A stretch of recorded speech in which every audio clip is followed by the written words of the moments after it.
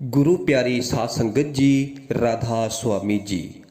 साध संगत जी, आज की ये साखी हमारा सतगुरु के ऊपर विश्वास पक्का कर देगी। और आज की इस साखी में हमें ये भी पता चलेगा कि जब हम एक पूर्ण संत महात्मा से नाम ले लेते हैं, हमें एक पूर्ण संत सतगुरु से नाम की बख्शिश हो जाती है, तो उस दिन से लेकर सतगुरु कैसे हमारे अंग संग रहते हैं, हमारे हर निजी मामले में वह कैसे सहाई होते हैं, वह आज हमें इस साखी के माध्यम से पता चलेगा। तो साखी को जरूर सुने जी। साध संगत जी, ये घटना पंजाब के लुधियाना शहर के एक सत्संगी परिवार की है, जिन्हें सतगुरु से नाम की बख्शिश हो चुकी है। और उस सत्संगी परिवार ने कभी भी सेवा का मौका अपने हाथ से नहीं जाने दिया। वह गुरु घर की सेवा के लिए तत्पर रहते हैं, हमेशा तैयार रहते हैं। साध संगत जी, उनकी सेवा इतनी है कि ओ गुरु घर में संगत को उनके परिवार की मिसाल दी जाती है, ताकि और संगत भी उनसे सीख सकें, उनसे प्रेरणा ले सकें। क्योंकि जब भी कोई सेवा आती है तो गुरु घर की तरफ से सबसे पहले उन्हें सूचित किया जाता है, क्योंकि वह सेवा का कोई भी मौका अपने हाथ से नहीं जाने देते। फिर चाहे वह तन की सेवा हो या फिर धन की सेवा हो। तो साध संगत जी, उनके पड़ोस में एक हिंदू परिवार रहता है, और उस परिवार की महिला इस सत्संगी परिवार की बीवी की सहेली होती है। तो जब उनके पड़ोस में से उस हिंदू परिवार की महिला का बेटा विदेश चला जाता है, तो फिर ये देखकर उनके मन में भी ये बात चलने लगती है कि क्यों ना हम भी अपने बेटे को विदेश में भेज दें। तो वह अपने बेटे को विदेश भेजने की तैयारी कर लेते हैं, लेकिन ऐसा नहीं हो पाता, क्योंकि जब वह अपने बेटे को विदेश भेजने के लिए उसका वीज़ा अप्लाई करते हैं तो उसका वीज़ा नहीं लगता और रद्द हो जाता है। तो जब वह दूसरी बार वीज़ा अप्लाई करते हैं, दूसरी बार भी उसका वीज़ा नहीं लगता। तो उसके बाद वह फिर एक बार और प्रयास करते हैं, लेकिन फिर उन्हें वही जवाब मिलता है। तो इस चक्कर में उनके बहुत से पैसे खराब हो जाते हैं। तो जब ये बात उस हिंदू परिवार की महिला को पता चलती है कि वह भी अपने बेटे को विदेश भेजना चाहते हैं, लेकिन उनका काम नहीं बन रहा और उनके बहुत पैसे खराब हो गए हैं, तो वह उनके घर जाती है और अपनी सहेली को बताती है कि मैंने सुना है कि आप भी अपने बेटे का विदेश का काम बना रहे हो, लेकिन उसका काम नहीं बन रहा, वीज़ा बार बार रद्द हो जाता है और तुम्हारे बहुत पैसे भी खराब हो चुके हैं। तो तुम मेरी सलाह मानो, जहाँ से मैंने अपने बेटे का काम करवाया था वहाँ से एक बार अपने बेटे का काम करवा कर देखो। तो वह भी अपनी सहेली की बात मान लेती है और जहाँ से उसके बेटे ने अप्लाई करवाया होता है वहाँ से एक बार और वीज़ा अप्लाई करती है, लेकिन इस बार भी उन्हें वही जवाब मिल जाता है। तो इस बात को लेकर वह सत्संगी बीबी बहुत परेशान हो जाती है कि अब तो बहुत पैसे खर्च हो गए हैं, लेकिन फिर भी मेरे बेटे का विदेश का काम नहीं बन रहा है और मैं हर पल सतगुरु के आगे अरदास करती हूँ कि इसका बाहर का काम बन जाए, लेकिन अभी तक सतगुरु ने मेरी फरियाद नहीं सुनी है। और वह बहुत ही निराश हो जाती है कि पता नहीं मेरे बेटे के साथ ही ऐसा क्यों हो रहा है। जबकि सब लोगों के बच्चे विदेश जा रहे हैं और मेरे ही बेटे का विदेश का काम नहीं बन रहा। तो ऐसी ऐसी बातें उसके मन में चलने लगती हैं। तो हिंदू परिवार की महिला उसको सलाह देती है कि तुम हमारे पंडित जी के पास चलो और अपने बेटे का टेवा भी अपने साथ लेकर चलो, हम वहाँ जाकर उनसे बात करते हैं। तो जब ये बात वह उस बीबी को कहती है तो वह उसके साथ जाने के लिए मना कर देती है और वो कहती है कि मुझे मेरे सतगुरु पर पूरा विश्वास है, और कहती है कि सतगुरु के घर देर हो सकती है, अंधेर नहीं हो सकता। लेकिन उस महिला के बार बार कहने पर वह उसे अपने साथ ले जाती है और उसके बेटे का टेवा भी अपने साथ ले जाती है।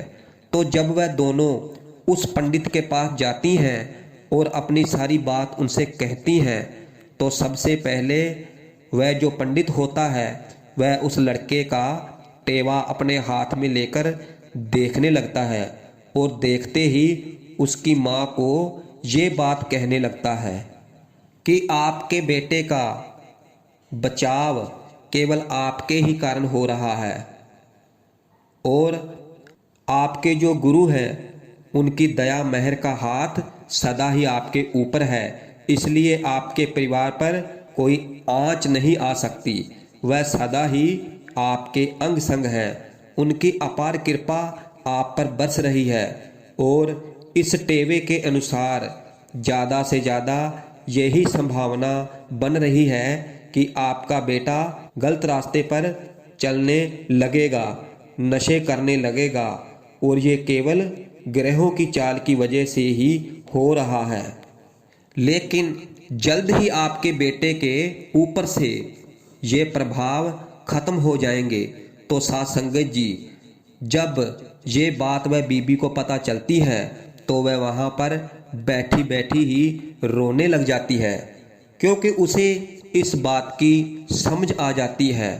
उसे पता चल जाता है कि मेरे बेटे का विदेश का काम क्यों नहीं बन रहा था, और वह सोचती है कि अगर मेरे बेटे का विदेश का काम बन जाता और वह विदेश चला जाता तो वह जाकर वह गलत संगत में पड़ जाता और कुछ भी हो सकता था। लेकिन मेरे सतगुरु ने ऐसा नहीं होने दिया। जब तक यहाँ पर इसका हिसाब किताब पूरा नहीं हो जाता तब तक मेरे गुरु ने इसको यहीं पर रोक रखा था, ताकि इसे किसी तरह का नुकसान ना हो, और इसे अपने साथ जोड़ रखा था, अपनी संगत के साथ जोड़ रखा था, ताकि ये गलत संगत में ना जाए और संगत की सेवा में लगा रहे। क्योंकि अगर ये विदेश चला जाता तो पता नहीं इसे वहाँ पर कैसा माहौल मिलना था, कैसे लोग मिलने थे। शायद ये वहाँ जाकर नशे करने लग जाता। तो अगर ऐसा हो जाता तो मेरी क्या हालत होनी थी। तो इसलिए मेरे सतगुरु ने ये काम रोक रखा था। लेकिन हमें इस बात की खबर नहीं होती कि हमारा काम क्यों नहीं बन रहा है, क्योंकि उसके ना बनने के पीछे भी कोई ना कोई राज जरूर होता है।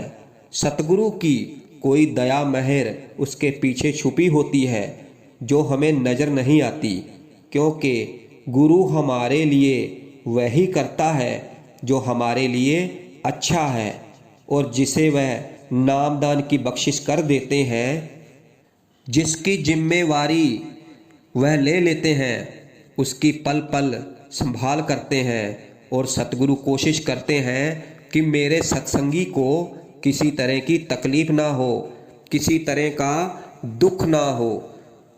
तो साथ संगत जी, वह सोचती है कि जितने भी पैसे हमारे यहाँ पर खराब हो गए हैं उसके पीछे भी कोई ना कोई वजह जरूर रही होगी, क्योंकि अगर मेरी औलाद गलत रास्ते पर चल पड़ती तो पता नहीं कितना नुकसान होना था और क्या क्या होना था। वहाँ पर कितना खर्च आना था। तो जब ये बातें उस बीबी के अंदर चलने लगती हैं तो उसकी आंखें बंद हो जाती हैं और आंखों से आंसू निकल पड़ते हैं और वह घर आकर सतगुरु की याद में बैठकर रोने लगती है और सतगुरु का धन्यवाद करती है। तो साध संगत जी, इस साखी से हमें भी यही प्रेरणा मिलती है कि जब हमें नाम की बख्शिश हो जाती है और उसके बाद हमारे जीवन में जितनी भी तकलीफ आती है, जितने भी दुख आते हैं, या फिर हमारा कोई काम नहीं बन रहा है, तो हमें चिंता करने की ज़रूरत नहीं है, क्योंकि उसके पीछे भी सतगुरु की कोई ना कोई रजा जरूर छिपी होती है, कोई ना कोई राज जरूर छिपा होता है, जो कि उस समय हमें समझ में नहीं आता, लेकिन सतगुरु भली भांति उसे जानते हैं और सतगुरु वही करते हैं जो हमारे लिए अच्छा होता है।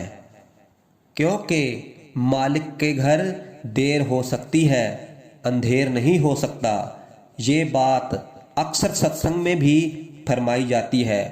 तो जब हमारे साथ जीवन में ऐसा होने लगे तो हमें निराश नहीं होना चाहिए, दुखी नहीं होना चाहिए, बल्कि उस समय हमें ज़्यादा से ज़्यादा भजन सिमरन करना चाहिए, ताकि वह मालिक, वह सतगुरु अंदर से हमें मार्गदर्शन दे सके और हमें एहसास हो सके कि अगर हमारा काम कोई नहीं बन रहा है तो उसके पीछे भी कोई ना कोई वजह जरूर है, कोई ना कोई बात जरूर छिपी है।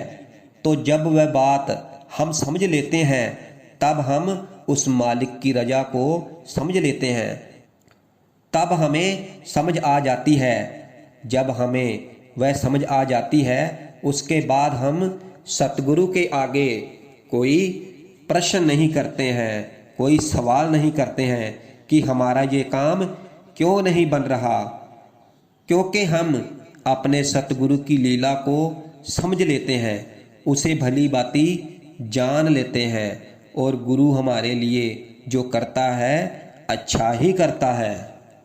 इसलिए साध संगत जी, हमें हमेशा अपने सतगुरु के भाने में रहना चाहिए, हमें अपने सतगुरु का शुक्रिया अदा करना चाहिए, हर समय अपने सतगुरु को याद रखना चाहिए, क्योंकि हमसे ज़्यादा हमारी उस सतगुरु को फिक्र है।